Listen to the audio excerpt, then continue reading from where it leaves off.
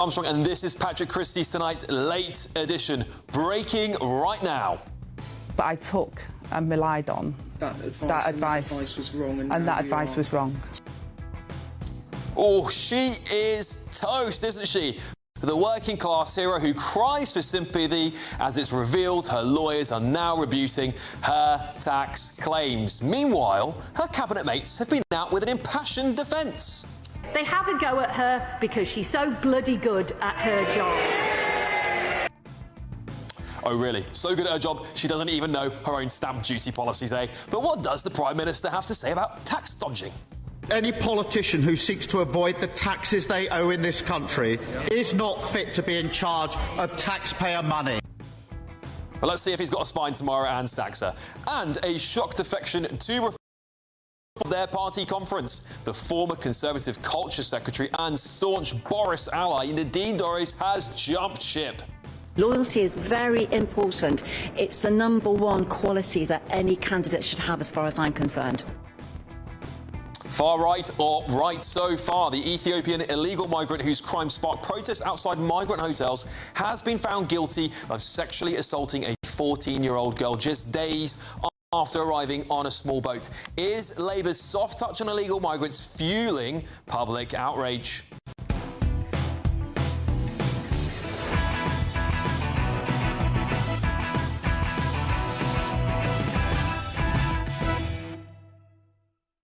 Well, joining me this evening to go all over that breaking news, former Labour advisor Matthew Larser, former Conservative MP Anna Firth, and GBNews contributor and brilliant comedian Stephen N. Allen. But first, let's get your news with Sam Francis.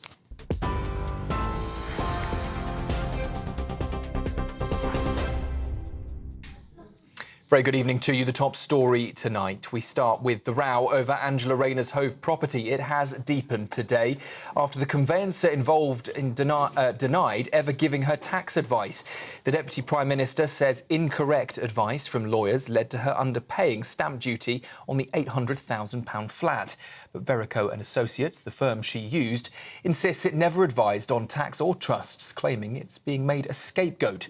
Tory leader Kemi Badenoch says Miss Rayner must now resign. Well, the Prime Minister has promised to act once his ethics advisor rules on whether she broke the ministerial code. Well, the Chancellor Rachel Reeves earlier said she does have full confidence in Angela Rayner. I have full confidence in Angela Rayner. She's a good friend and a colleague.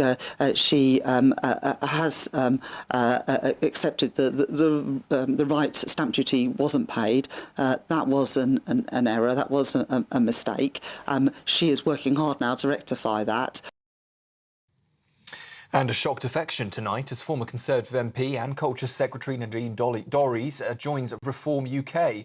After 18 years as Tory MP, Miss Dorries told the Daily Mail the Tory party is dead and urged members to think the unthinkable and look to the future. Reform leader Nigel Farage has said he is delighted to welcome her to the party, calling Dorries a major boost to their election campaign. It's understood she is set to deliver the opening speech at Reform's conference in Birmingham tomorrow, following secret meetings in London with Mr Farage. An asylum seeker housed at the Bell Hotel in Epping has been found guilty today on all 5 charges against him, including the sexual assault of a 14-year-old girl. The court heard Hadush Kabatu also harassed 2 other teenagers and an adult woman. The 38-year-old denied the allegations, calling them fabrications, but the judge said the evidence was clear and consistent. Kabatu will be sentenced on the 23rd of September, with the court warning an immediate prison term is likely. His arrest earlier this summer triggered protests and counter-demonstrations that have tonight continued outside the hotel. The Home Office is preparing to appeal after a High Court judge ruled that Palestine Action can press ahead with a challenge against the group's terror designation. The network was banned in July under anti-terror laws, making membership or support a criminal offence and could carry up to 14 years in prison. Co-founder Huda Amouri argues the prescription is disproportionate and a curb on free speech and says the Home Secretary acted unlawfully. Judges agreed that those points were reasonably arguable, but the Home Office is defending its decision, insisting Palestine Action caused serious damage, including a £7 million attack on military aircraft. Well, that appeal will be heard on the 25th of this month. And a former Royal Marine has denied deliberately driving into crowds of Liverpool fans celebrating the club's Premier League victory parade. 53-year-old Paul Doyle faces 31 charges, including grievous bodily harm with intent. It's after more than 130 people were injured in May, with victims ranging from just babies to a 77-year-old. Appearing via video link from prison, Doyle wiped away tears today as his defence accused Belmarsh of blocking access to evidence. His trial is now set for November, with prosecutors alleging he used a car as a weapon. Those are the headlines for now. Do stay with us for plenty more right here with Alex.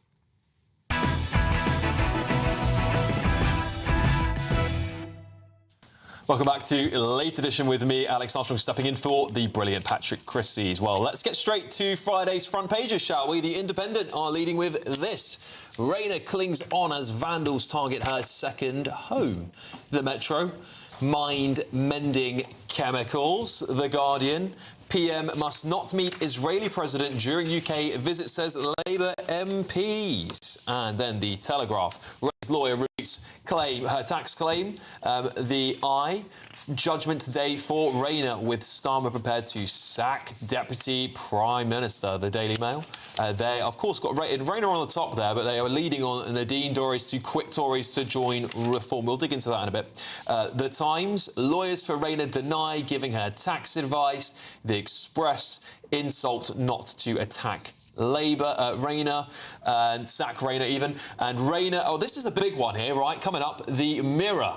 Look at this one. Rayner crisis point. This is I would say, the #1 left-wing newspaper for Labour loyalists, the Daily Mirror. And I repeat, Rayner has lost the Mirror. She's lost the Mirror. This is really bad news for Angela Rayner. Well, let's get the thoughts of my brilliant panel.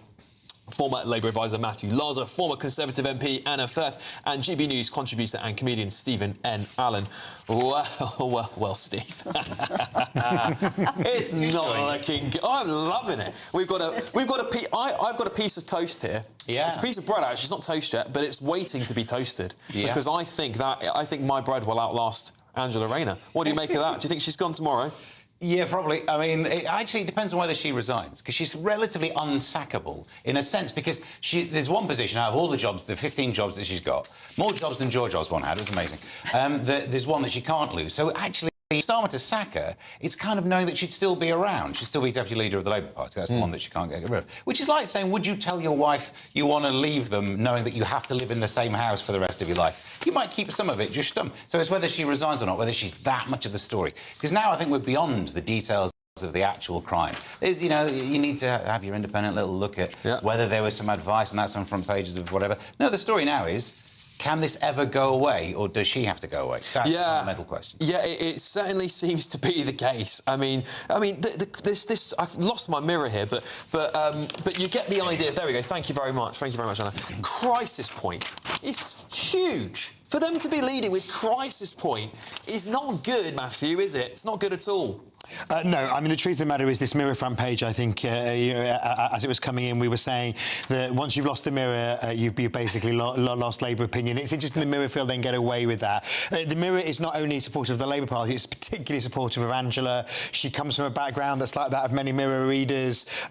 She's a working-class heroine for a paper that's prides itself on being the voice of working-class Labour opinion. And therefore, I think that, the fact that the Mirror is not coming out fighting for her, but rather the reverse means that I'm hearing that it's not looking good and that she may well be gone tomorrow. You're hearing from some inside birds? Well, just a few, just what the people are feeling there. Let's just say that names of potential deputy leaders are now being thrown around. Interesting. What do you think my piece of bread's going to outlast her? I think your piece of bread may well outlast her, but I'm worried that health and safety, I'm going to let you toast it, because I've always thought, the years I've been doing GBNews, I've always fancied doing a bit of toast, but there's no toaster. You know what? I will make sure there's an exception for that. You might have to go outside to do it. Yeah. We will film it anywhere, yes. Right? That piece of bread is going to outlast her, I guarantee you. Anna, not good, hey? Not good at all for Angela Rayner. Of course, the big news this evening, the big change of news here, Anna, is that, of course, this firm that she worked with, she spent a lot of money on, I assume, a big firm, are basically saying, look, we didn't give... it's not our fault, stop blaming us. We're being made scapegoats. It doesn't look good for her to be scapegoating businesses if they're defending themselves here, aren't they? Which they wouldn't do if they thought they were wrong. Yeah, but the thing, yeah, absolutely right. The thing here is that this wasn't even her first rodeo. You know, she was done for, or at least she was investigated. Yes, she was never... She was exonerated. Exactly. She was investigated for possibly avoiding capital gains tax when she sold her council home at a huge profit. Now, you might have thought that would have been a trigger point for her to think, oh, hang on a minute, property taxes, property transfers, I'm not very good at those. I really need to get the best advice. And actually to make sure that she had done every possible thing. And if she has done every possible thing, where's the advice then? Yeah. Because the advisors are not backing her up. There is one pushback slightly, which I think no one ever really says around here. We all know people who would do the same.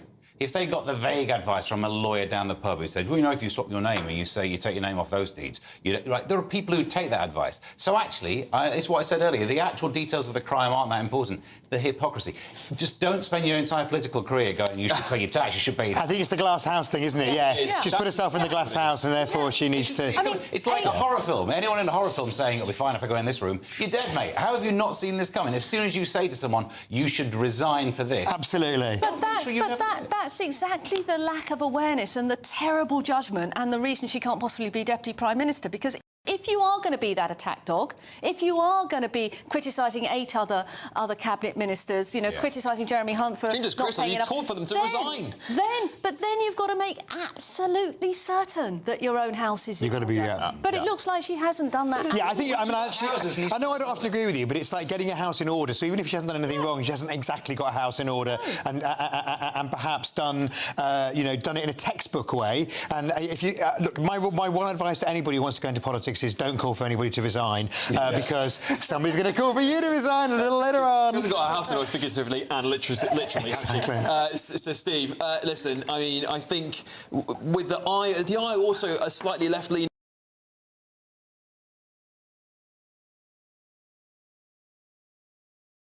Yeah. So they're making the call here that he's prepared to do it. And you've got little birdies tweeting over there in the corner of our Labour friend Matthew Larser. It's looking likely, perhaps. Maybe we'll call it. Should we call it here on GBNews? She's gone tomorrow. Let's make it. Should we call it? I still think it'll be via resignation, not for... Yeah, I think she's going to resign. I think she's going to resign. But she should resign. It wasn't that many hours ago. But they never resign immediately, do they? No, they always have to be pushed. They have to see how far can I get away with it, right? And if she had some integrity, she would have resigned immediately, right? Well... Jeff Hoon, James Parnell, they were both Labour ministers who were done for some sort of... No, James wasn't. He resigned because of Gordon. OK, but they both... Jeff Hoon didn't. Jeff Hoon had a scandal. The 3 women, Louise Haigh, she had stolen a mobile phone, but it was years ago. It was spent. She had to... I think that's one of the issues, actually, is that he has to apply the same rules to Angela. He has to apply to other people. I actually think on a personal... Sorry, Steve. No, because in terms of not the same rules, it was amazing to see that full-throated defence and support that Starmer was giving. And it must have been nice for Rachel Reeves to see what one of them would look like. He's not done for her. Did you see Rachel going, are you all right? Which is more than he managed. Look, I think one of the issues is Angela is, she's a person who wears her heart on her sleeve. I think she obviously had been very upset before she recorded the interviews yesterday. I think on a personal level, I think she's just...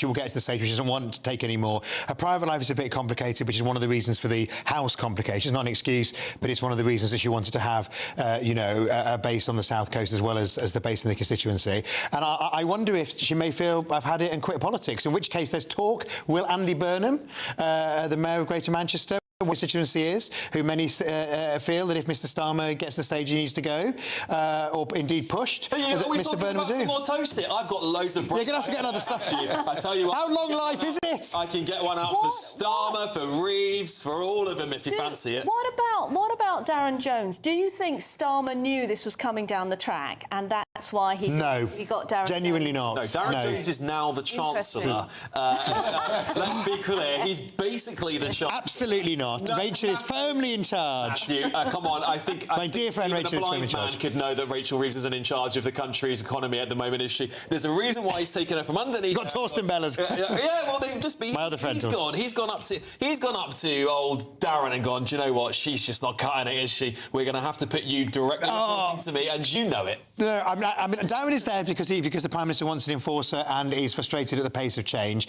I genuinely don't think that he knew that was the reason why. The big question, if she does go, is there'll be a big election in the Labour Party, and will there be a sort of anti-government candidate for leader? It takes months. It's done. So it's not just the MPs. Actually, it's turned out to be what I thought was terrible timing for Starmer. It's actually turned out to be very good timing for the new deputy leader, because you've got a conference coming up. No, they won't be in place by the new. They won't be in place by. It takes months. Not, but they can do their campaigning. Yeah, absolutely. People will be handing out the badges. Yeah. You know, yeah. They will definitely be handing out the merch. Yeah, well, Steve, it feels to me like this government is in what I would call like its final gasp of breath. It's in the second stage. Whatever we said this week. Phase 2. Not brilliantly. Off to a great start. Phase 2. That's it. Phase 2. Off to a great start. They don't necessarily.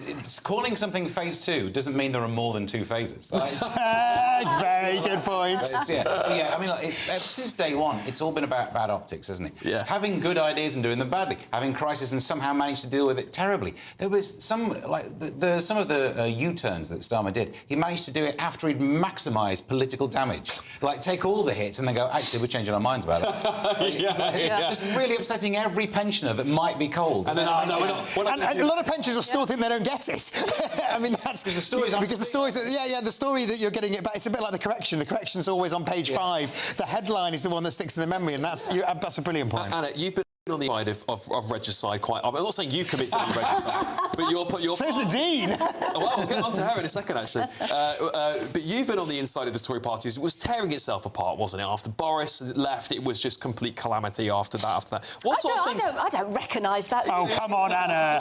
Come on, I recognise the issues my party has. I know you are. So what would be going through the minds of Labour MPs right now? I mean, they're about to probably lose that what most of them would have thought would be the next Prime Minister. When I joined in February 2022, I was actually quite shocked to see all the people in corners, to see all the plotting that was going on, and that is exactly what will be going on now. There's 411 of them, and I'm sure 1 or 2 are suspended, but roughly. But a lot of them are new. A lot of them will be finding all this very, very exciting. As you say, people are going to start campaigning. People will be on manoeuvres. I mean, it's actually a disaster for the country, because I thought phase 2 was supposed to be about getting this government doing something sensible. Perhaps tackling the enormous problem they've caused with the economy. Borrowing at a 27-year high. These are really. On the machinations, Anna, of course, because the trade unions have a role in the in Labour leadership and deputy leadership elections. Their members, in terms of who they can nominate, and encouraging their members to join. And of course, next week used to be when I was a kid, I'm the oldest person here, but it was a long time ago. The Trades Union Congress was carried live on the telly. You certainly don't have that anymore, but the trade unions are gathering in Brighton for their conference next week, and so clearly this will be there'll be a big push to try and put somebody up to challenge Starmer from their perspective. I think we're going to be looking for the next socialist leader, because again, like I said, I think Rayner was seen as that. And I'm not saying now, because she hasn't gone yet, but I feel like she's gone. She's spiritually left the room, hasn't she? She's spiritually left the country. They'll be wanting yin to his yang. She's not leaving the Commons, is she? Will she? She might do. To be clear to anyone watching, she hasn't resigned. And she may not. She may be exonerated. She might be. She potentially step down from the housing role, because that seems to be the one that makes the easiest absolutely no sense that she can't do. If you don't understand stamp duty, you probably shouldn't be in charge of stamp duty. Yeah, exactly. Right. Well, we're going to come back to all these very hot front pages very, very shortly. We're going to get into the Nadine Does and what this means for the Tories and reform. Trust me, there's loads to dig into here. But time now for our great British giveaway. You could win over 100 grand's worth of prizes. That's a 4-berth motorhome worth 74k and 30k tax-free cash. Here's the details. It's our biggest, greatest Great British giveaway to date. Your chance to win a prize package worth over £104,000. You could be driving away with this brand new Benamar Primero motorhome. With thanks to Marquis Leisure, this 4-berth home from home comes complete with integrated kitchen and bathroom areas, sky view roof lights, and has all the tech you'd expect from the latest 2025 model. We'll also give you an incredible £30,000 in tax-free cash to make sure any adventures in your motorhome are taken in style. For a chance to win the motorhome and cash, text WIN to 63225. One entry costs £2.50 plus one standard network rate message. Or text BONUS to 63225. 5 entries cost £5 plus one standard network rate message. Go to gbnews.com/win. Entries start at £2.50. Call 0903 686 3232. Calls cost £2.50 plus your network access charge. Or post your name and number to GB16 PO Box 8690 Derby DE1 9TT. UK only. Entrance must be 18 or over. Lines close at 4 p.m. on the 31st of October. The winner will be contacted live on GB News, week commencing 10th November. Please check the closing time if listening or watching on demand. Good luck. Well, coming up, we've got a very lovely panel here tonight. The asylum seeker who provoked nationwide outrage has been found guilty today. We'll be looking at that next. And but it's that's not the migrant there. Just to be clear, that is Nadine. Nadine Dorries has been convicted of nothing. Nothing. Correct. On the eve of the Reform Party conference, staunch Boris defender and former Tory MP Nadine Dorries has defected to Reform. This is Patrick Christys tonight, late edition with me, Alex Armstrong.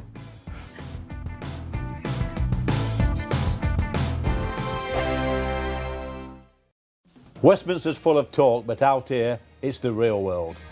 Am I allowed to talk then? No, that's it. This is where it matters, real people and real lives. That's what politics is all about. The fact that Trump made a good start, no. Straight answers, no spin, and just a couple of pints. How many fingers have I got up? About 10. So join me for Lee Anderson's Real World every Friday at 7 p.m, only on GB News. The People's Channel, Britain's news channel.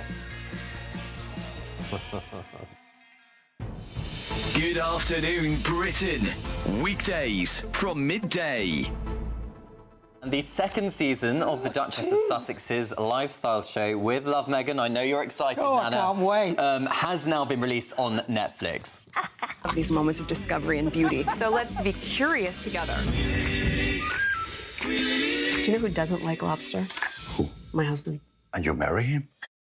I was lucky enough to be given a sneak peek of all 8 episodes, so I've seen the entire thing. I think if you like a cooking show, if you don't want to think much when you're watching it, the show's probably for you. But it's lies. If you don't like Meghan Markle, if you don't like the Duchess of Sussex and how she's got to the show, arguably her critics would clearly say that she wouldn't have been given this platform without marrying Prince Harry, etc., etc., then you're going to hate it. I mean, Meghan clearly has a passion for it. I think the top line, actually, is the fact that she says she was unwell when she was forced to be away from her children for almost 3 weeks. And what we suspect that period was after the Queen's death in 2022. Remember, she was here with Harry, and then obviously the Queen died, so they were here for another couple of weeks. And hasn't she flown over some chef to show her how to cook things because she doesn't really know how to do it? Yeah, the chef who cooks for her wedding with Harry, she's been flown over into a very, very complicated halibut. And there's lots of behind-the-scenes photos of that wedding as well. So again, it's that link to the royal family that keeps dragging the royal family through. back into it just to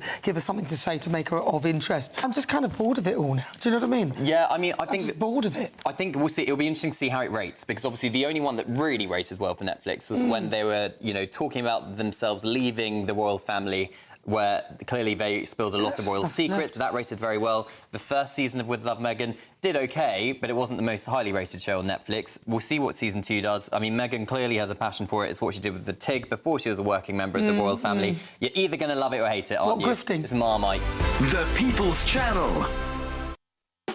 You want to know what's really going on in the corridors of power? Labour don't know what to do with you half the time, and that makes you quite lethal in the chamber. Get behind the headlines with Chopper's political podcast. Join me, Christopher Hope, as I sit down with the great and the good of British politics. We'll see where this ruling takes us. These are the stories shaping our nation. Chopper's political podcast, available now on all platforms. Listen in and stay ahead.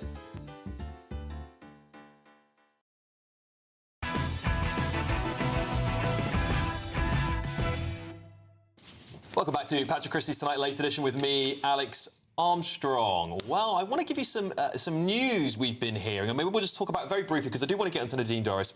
But we're hearing journalists might be packing up and heading back from Reform Conference to London in anticipation of Rayner's resignation. There we go. That could be some interesting news there. Maybe we're anticipating as early as tomorrow. Maybe she is toast and my piece of bread is going to outlast her. Well, they're not recruiting her as well, are they?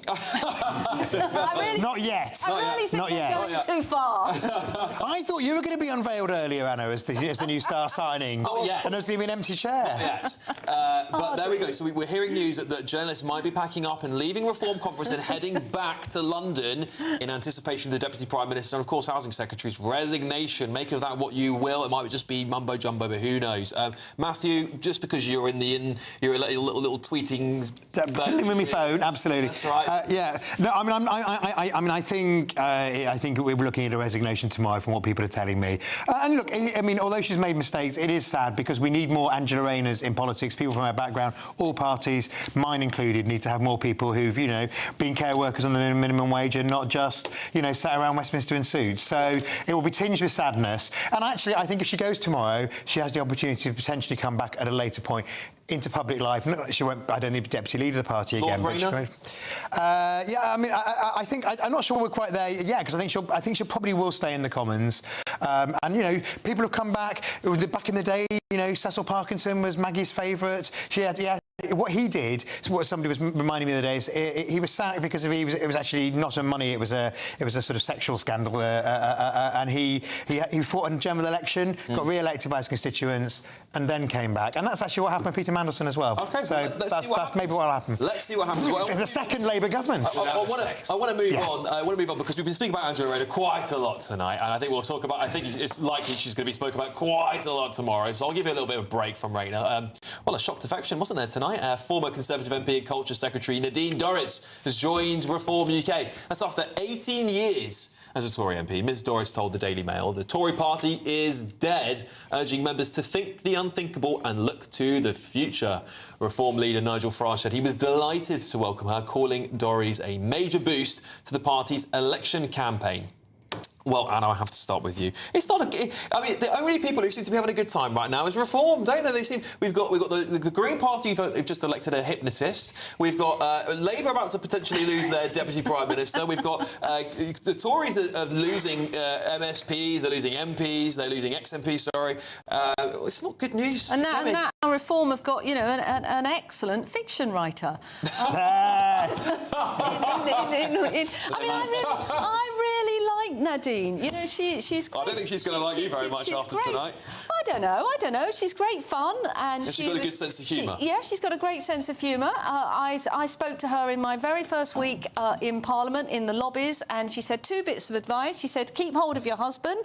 Remember, she divorced hers and then she got back together with him. It was rather a sweet story. And she said that she invested in Botox, and that was also one of the best investments that she's made. And she looks fantastic, doesn't she? You've got to be. I know a minister who reads her books.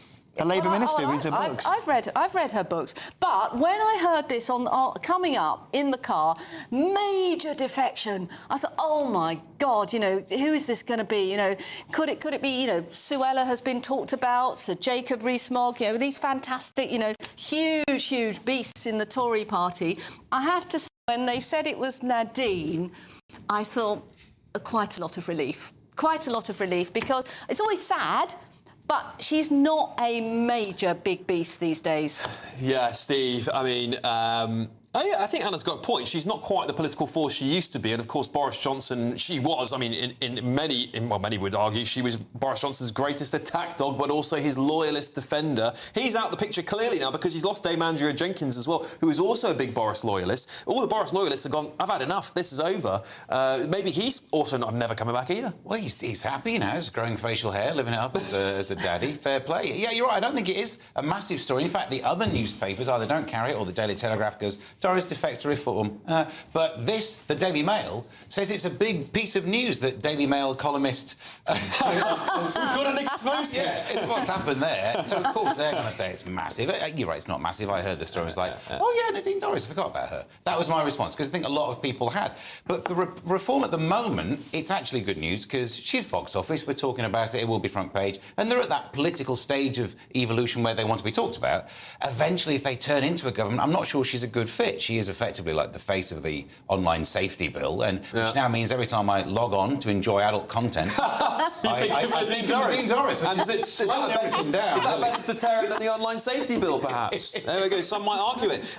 Matthew, I mean, look, one thing everyone wants before a political party conference is a defection. Absolutely. So this is exactly what they've been planning for a while. I'm sure she's been working with Nigel Farage behind the closed doors. Yeah, look, I mean, you know, it's another example of how reform would become a smooth operation. You know, from being the sort of belt and braces in the old UKIP days when, do you remember the UKIP Calypso, which was perhaps a low point? Yeah. Urge people to stick that in Google. You don't, I think, yet have to do online ID checks to watch that. But I think it's a sign that they kind of get it. This is exactly what, you know, what Labour did in opposition, stick out the defector on the eve of the conference. So it's a smooth media operation. Yeah. But you're absolutely right. The questions are, Nadine says ban all adult content, Nigel says unleash all adult content. Yeah. The reform we've got to realise it's not just about headlines, it's about actually squaring conflicting positions, if I put it politely. It may not be plain sailing for Nigel, because you know, he's obviously been manoeuvring now to get some peers in the House of Lords. Now, I wonder why that may have been, because we know that Nadine is desperate to get into the House of Lords. We'll keep saying no, don't worry. But she might not be so happy when the thing that she's asked for isn't provided. So, you know, she's with him at the moment, but how long... I think she'll defect back. If Boris comes back. If Boris, you heard it here tonight. If Boris comes back, Boris Johnson Nadine's is back. finished politically. There is no chance of him coming back. But listen, I want to talk to you about another... I don't agree with you at all. Where are we going? We're coming back. We're coming back. I totally disagree with you. Late edition is always a little bit saucy. Anyway, let me just read into this next story here, because like we've got be quiet, Hannah. We've got to talk about whether or not you far-right people sitting watching at home were right or wrong. Because Hadoush Kebatu, an asylum seeker who is staying at the Bell Hotel in Epping, has been found guilty of all 5 offences he faced, including sexually assaulting a 14-year-old girl. His arrest led to a wave of anti-migrant protests outside the Bell Hotel in Epping, and of course, in my opinion, it was across the country as well. Anna, we spoke about this a little bit earlier, but this vindicates, doesn't it? It vindicates the local people of Epping who fought hard because they believed that their children's safety and women's safety was being ignored. Yeah, and it vindicates the fact that you should not have migrant hotels next to primary schools in prime residential areas. That is just plainly not the right place to have them. And this government, Yvette Cooper, should not have challenged that High Court decision. That was a choice of hers to go to the Court of Appeal. She should have backed the local people, and she should have just left that decision in place. OK, she'd have had a bit of a headache. She'd have had to relocate those migrants somewhere else. But this has proved that there is nowhere else. Come on, there are plenty of other hotels in the whole country. This worst place for these people to be, which is why, frankly, James Cleverly and Robert Jenrick had this hotel down to be closed in 20... We shouldn't have been opened in the first place, but it was under the Tories. She reopened it, though. It was their order was for... There are fewer hotels. I mean, there aren't necessarily fewer people across the board. I think the numbers have gone down slightly, but there are significantly fewer hotels that are trying to impose it on fewer communities. The only number people need to keep in their minds is that there are record numbers coming over now in small boats. Or the fact that in the last year of the Tory government, immigration was higher than it's been under any government ever. You two will argue till the dogs come in, honestly. I know, we love it though. Steve, I want to bring in Steve, because Steve, you're sitting there very patiently and very politely, unlike these two, right? So... Can I just say, Steve's got the same tie on that as Hamza Youssef has in that clip, yeah. Oh, they haven't been seen in the same room together before, so we could be in for a treat tonight. And the badge, what is the badge? Decepticons from Transformers. Which kid from the 90s. Decepticons also could be called Hamas. Right, let's... The most controversial thing you've ever said. OK, look, listen, Steve, we're going to come back to you on this, because I really want to get your thoughts on whether people are actually far right and whether the government owe people an apology. But anyway, so let's get a little breaker, because coming up, how did an iPhone playing sex noises end up hidden in the House of Commons? Yeah, that's better than an MP watching naughty things. Tractors. This is Patrick Christys, Late Edition. See you shortly. Good evening. Some very heavy rain in places today, but it's all shifting away now, and tomorrow looks an awful lot calmer. The winds will be lighter. Most of us will have a dry day. we haven't seen many of those for this week. Low pressure is definitely in control, sitting to the north of the UK, and we've had this low actually drifting right across England and Wales. That's been providing the heavy downpours, starting to ease through this evening, pulling out into the North Sea. Now, it won't be a completely dry night. There'll be a few showers coming into Western Scotland, Northern Ireland, the odd one still for northwest England and West Wales. But most places will be dry with long clear spells overnight. We'll allow it to turn a bit colder, certainly than last night. Temperatures in rural spots down into single digits. A fresh but fine start then to Friday, and overall a pretty good looking day. Certainly, as I said, a lot drier than many days have been through this week. Still not completely dry, still a few showers perhaps across the far north of Scotland and the north and the west of Northern Ireland. A few showers feeding in from the Irish Sea into northwest England possibly too. But I think for most of England and Wales it'll be a dry, fine start to the day. As I said, a little bit cooler than it was first thing this morning. During the day we'll see some clouds developing, so it'll be a day of cloudy spells and a little bit of sunshine coming through. A few showers are still possible in western areas, but they should be light and most places won't see them stay dry. It will turn a bit cloudy over the Western Isles with some drizzly rain possible here as the breeze picks up. But for most, the winds are a lot lighter than they have been, so feeling a bit warmer than today. Temperatures high teens, low 20s. Warmer still on Saturday, and again, most places dry and bright. Still a possibility of a few showers in western Scotland. Quite a bit of cloud around on Saturday, so the sunshine will be fairly hazy, but I think you'll notice that difference, the humidity starting to pick up, and a warmer day with temperatures more widely over 20 degrees Celsius. Make the most of it though, because Sunday things turn wet and windy once more.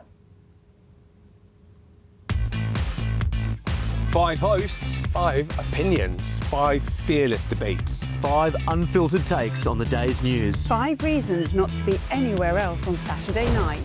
This is the Saturday 5. You got me good there. Britain's biggest Saturday night TV show. It's not a bad brand. Yeah. Uncensored. Very, very racy tonight. On the unpredictable. What did she say? Can you translate it for us? And always entertaining. And how can a country go from being led by William Wallace to Saturday nights from 6 p.m. only on GB News, the People's Channel. Britain's news channel. You're going to want to stay tuned, trust me.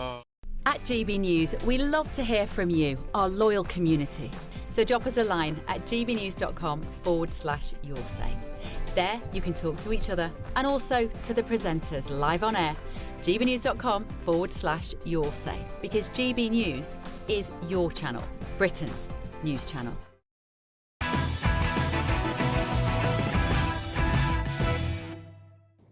Welcome back to the latest edition with me, Alex Armstrong, stepping in for the brilliant Patrick Christys.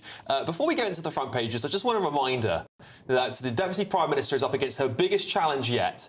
Can she outlast a piece of bread? Then let's see if we can get an image of... there it is. Here she is.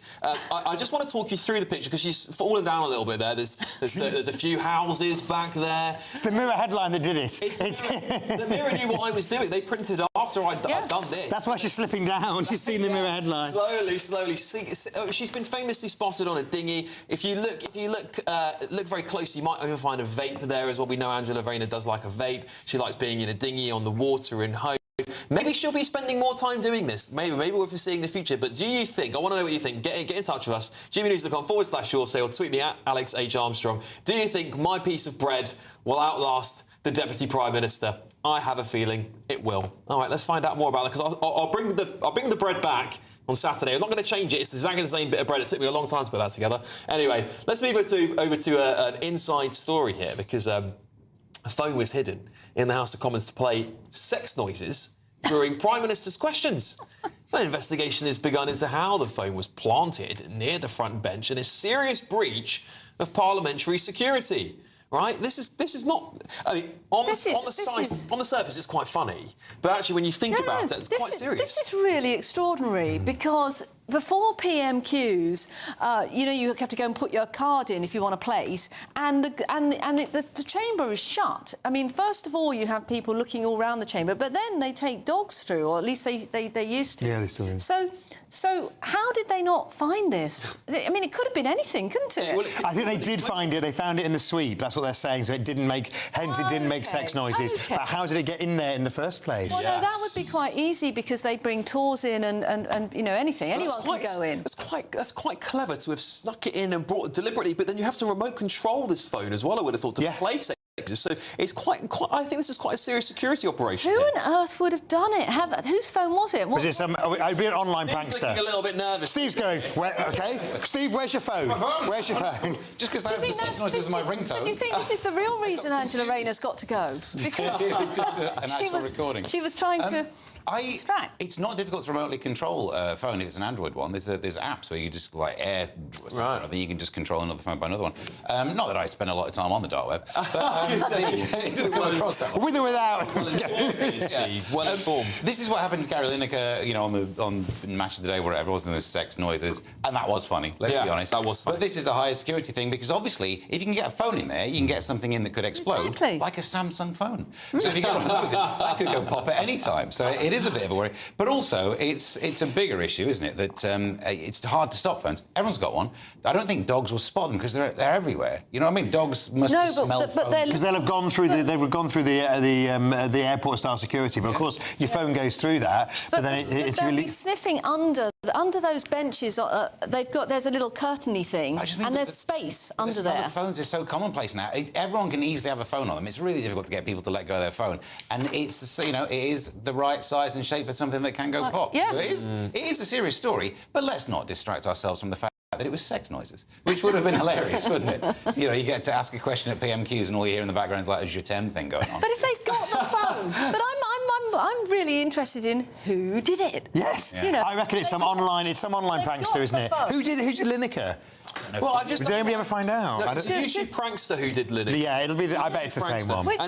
And I think this could have been similar. The discovery of phone in the Commons chamber is one of the biggest breaches of parliamentary security in recent years. In 2019, a group of semi-naked, I don't know if I remember this, semi-naked climate change protesters interrupted a Brexit debate and glued their hands to a glass of the public gallery. I don't remember that happening. No, I remember wasn't it Brian Ferry's son or one of those pop star's son who threw paint or something in the back in the Blair years? That's what the green was. Green? Yeah, something like that. I think he was angry about the ban on hunting. That's right. Also, I suppose during all the debates, all you hear is like noises. You wouldn't notice a sex noise in there. Oh, the eyes, I bet you would. Eyes and nays. It depends what you get up to. Well, what you would have, I think what they were hoping is that then every single MP would get their phone out and go, oh my God, is it what I was watching last night? There'll be a lot of terrified male MPs. Absolutely.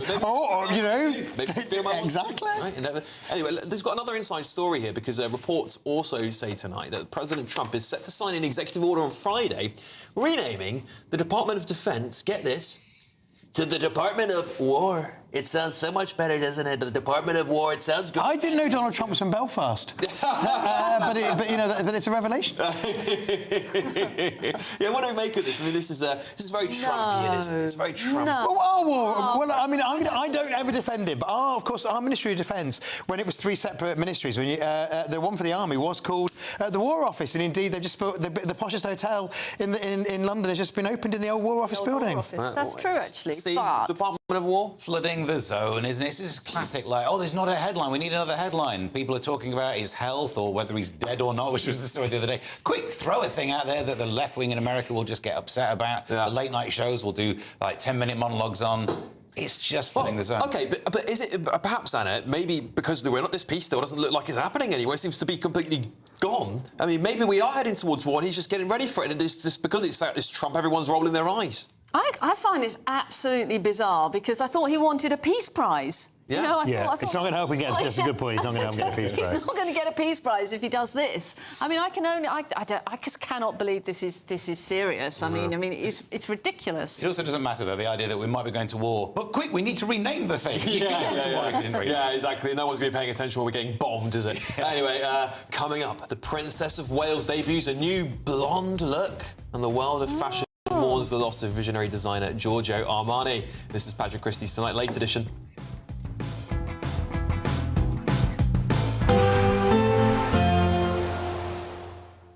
I forecast a perfect holiday in the sun. Weather looking good then? For sure, and no worries about our travel insurance. All Clear Travel Insurance sponsors GBNews Travel Destinations Forecast. Whilst it's feeling pretty autumnal across the UK at the moment, it's a different story across southern Europe. Lots of places having generally fine, often sunny and still pretty warm weather.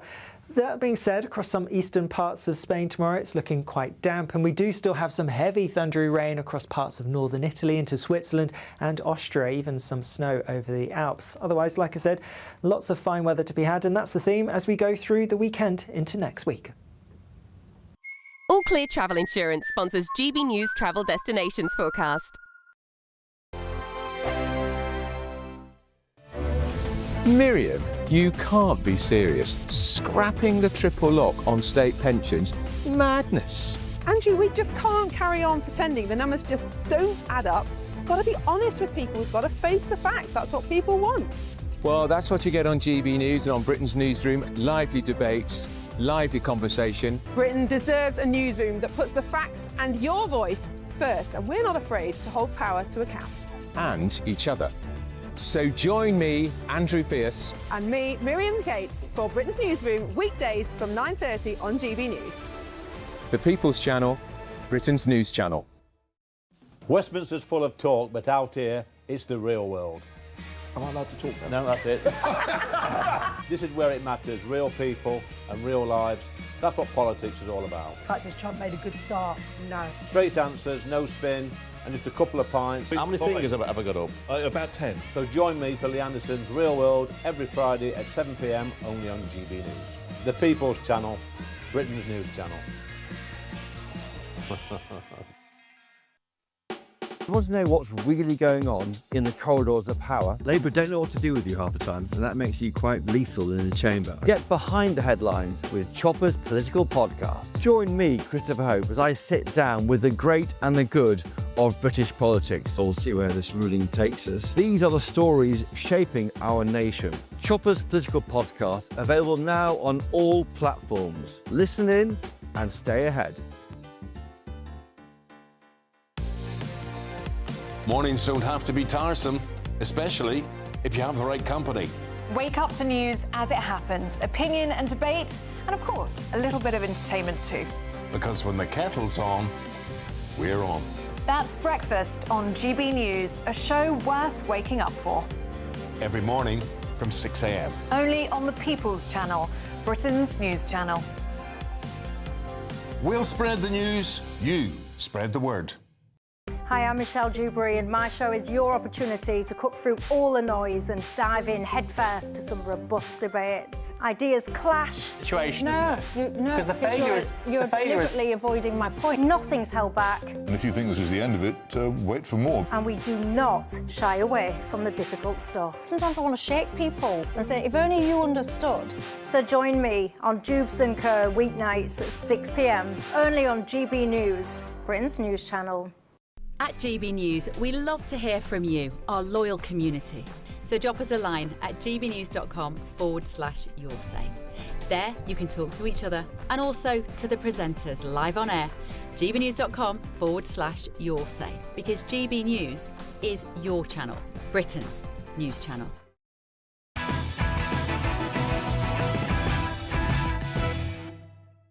Welcome back to the latest edition, everybody, with me, Alex Armstrong. Well, let's start, of course, with Giorgio Armani, because he's a legendary fashion designer, isn't he? He has passed away at the age of 91. The Italian style icon built a global empire that redefined modern elegance, blending sharp tailoring with business acumen to grow a company worth billions. Now, Armani's name became synonymous with understated luxury, dressing Hollywood stars and power players alike. Yeah, of course, he's been pretty, impressive portfolio of work, hasn't he?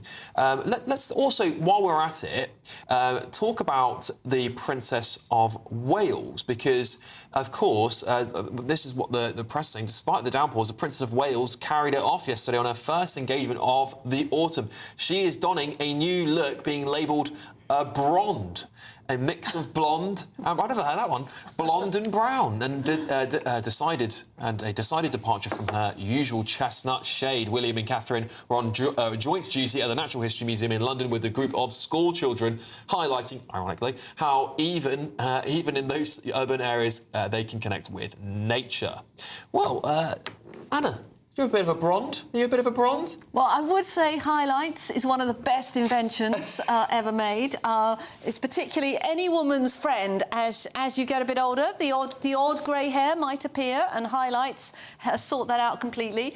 I mean, the prince, you know, Catherine's beautiful, isn't she? And yeah. you know, but I thought she looked really beautiful with her dark hair. I've got two daughters. One has got lovely dark hair, and one has got beautiful blonde hair, and I think they're both beautiful. So I don't think she needed to go blonde, but, you know, why not? She looks fantastic. Well, Steve, Matthew, have either of you considered highlights? No. What can there's only back hair left now. Matthew? Well, I actually... There's a picture of me standing next to Tony Blair on the day he was elected leader of the Labour Party. I was there waving my red rose, and I have massive curtains. It was 1994, Hugh Grant moment, and I actually did consider them, but I don't think I had enough money to get them. But obviously now, you know, it's not, sadly not a good option. Well, there we go. Well, let's get Sarah Louise Robertson, Showbiz reporter, on the line with us right now. Sarah Louise, it's so lovely to see you. A new look for the Princess of Wales. She looks absolutely stunning, doesn't she? Do we expect trends to sort of come out of whatever the Princess of Wales is doing? Because we've seen dresses she's bought before go viral and sell out in minutes in shops like M&S even. Do we expect now to be a blonde sort of takeover of the nation? I think you might be right, Alex. There is no doubt that whatever Princess Catherine wears does have a huge impact on fashion, and fashion watchers love to see what she's modelling, what the latest designs are that she's dressing in, and that comes down to how she wears her hair. I mean, when she first started going out with Prince William all those many years ago, everybody was just obsessed with Catherine's hair. That was what she was known for, her glossy brunette tresses. And I think what's happened here is obviously she's gone through her cancer treatment, and I think this is a new Princess of Wales that we're seeing. She's just wanting to experiment a little bit more, Alex, I think. I think she's sort of thrown a little bit more caution to the wind and thinking, you know, having gone through what she's gone through, why not? Let's try something up. Let's jazz up my luck a little bit. And so we're seeing a sort of slightly different Catherine here. It's softer, but it's very on trend. Bronze, as they call it, is something that is wanted right now. Is that people are asking hairdressers for it, and I think us both being fair, we know, Alex, that blondes have more fun, don't they? So maybe, you know, this is Princess Catherine just wanting to have a little bit more fun in her life going forward. Oh, well, very, very briefly, Sarah, of course, we lost Giorgio Armani as well. Are we expecting, are we expecting a big funeral for him with all the showbiz people, all the fashion people arriving at that, perhaps? Oh, yes, definitely. I mean, well, just talking about the Royals and Armani, the two are synonymous. They just go together in the same sentence. Giorgio Armani was the favoured designer of all the European royal houses. He was known for, it's what you call stealth wealth, understated luxury and elegance. And that's why the royals always loved to wear his clothes and his designs. And that obviously filtered through to Hollywood A-list stars. The Princess of Wales, she loved to wear Armani, as did Princess Diana famously. And the last item of clothing Diana was wearing, the fateful night that she died in that terrible car accident in Paris, she was wearing a Giorgio Armani blazer. And she was starting to work a lot with the fashion house back then in the 90s before her life was cut short. So that's the sort of impact that his clothes had. And he himself had a very famous phrase, and I'm just going to read it out to you, which is Giorgio Armani's phrase: elegance is not catching someone's eyes, it's staying in someone's memory.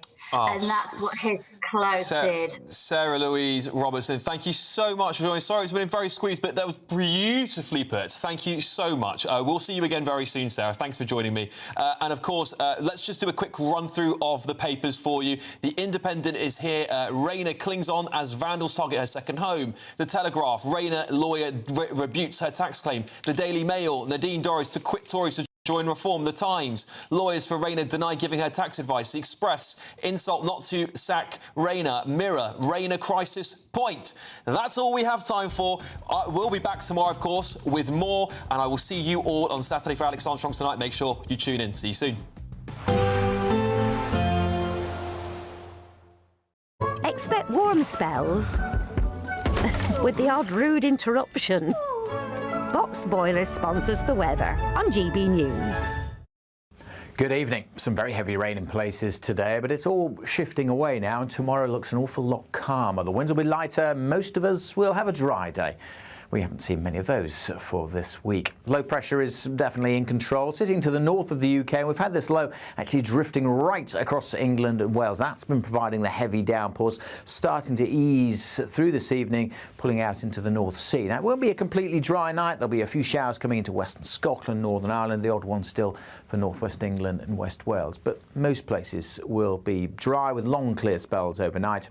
We'll allow it to turn a bit colder, certainly than last night. Temperatures in rural spots down into single digits. A fresh but fine start then to Friday, and overall a pretty good looking day. Certainly, as I said, a lot drier than many days have been through this week. Still not completely dry, still a few showers perhaps across the far north of Scotland and the north and the west of Northern Ireland. A few showers feeding in from the Irish Sea into northwest England possibly too, but I think for most of England and Wales it'll be a dry, fine start to the day. As I said, a little bit cooler than it was first thing this morning. During the day we'll see some clouds developing, so it'll be a day of cloudy spells and a little bit of sunshine coming through.